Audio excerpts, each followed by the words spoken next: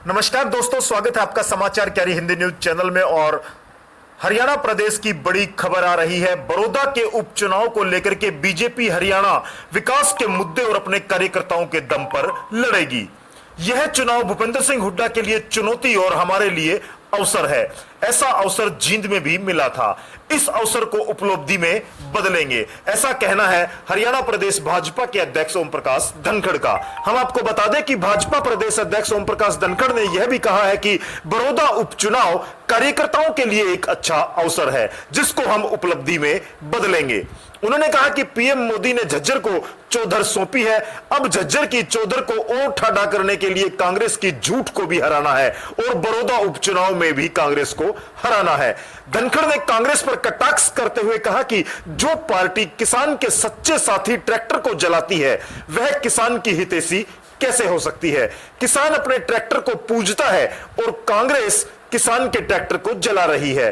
धनखड़ ने कहा कि बड़ौदा उपचुनाव में पार्टी के कार्यकर्ता पीएम मोदी और प्रदेश सरकार की उपलब्धियों के साथ मतदाता के पास जा रहे हैं और अच्छा समर्थन मिल रहा है।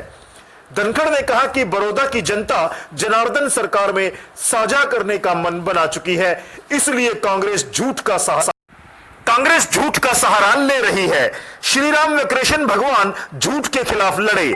अब भाजपा कार्यकर्ता कांग्रेस की झूठ को हराने के लिए लड़े, यह कहना है भाजपा अध्यक्ष ओम प्रकाश धनखड़ का।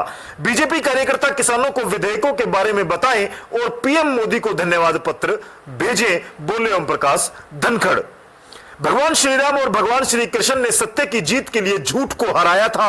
अब भाजपा कार्यकर्ताओं की बारी है कि कांग्रेस की झूठ के खिलाफ लड़ें ताकि सत्य की जीत हो।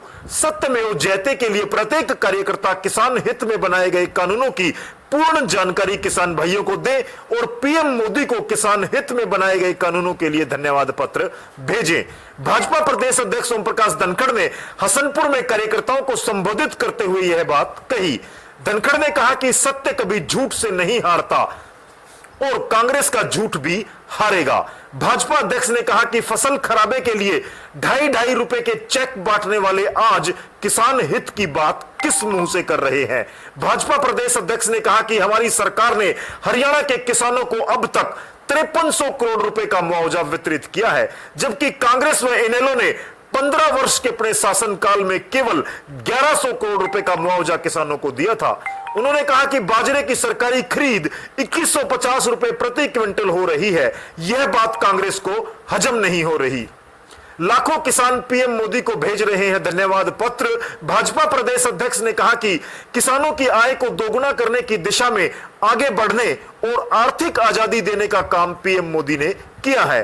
देश भर के किसान भाई पीएम मोदी को धन्यवाद पत्र में खरीफ की फसल की सुविधाजनक से हो रही खरीद, रबी की फसल के लिए न्यूनतम समर्थन मूल्य घोषित करने, 6000 रुपए सीधे किसानों के खाते में भेजने, फसल लागत मूल्य पर 50% लाभांश देने का कानून बनाने, किसानों को 5300 करोड़ रुपए मुआवजे के रूप में देने और किसानों की आय को दोगुना करने और आर्थिक आजादी के लिए धन्यवाद पत्र भेज रहे हैं।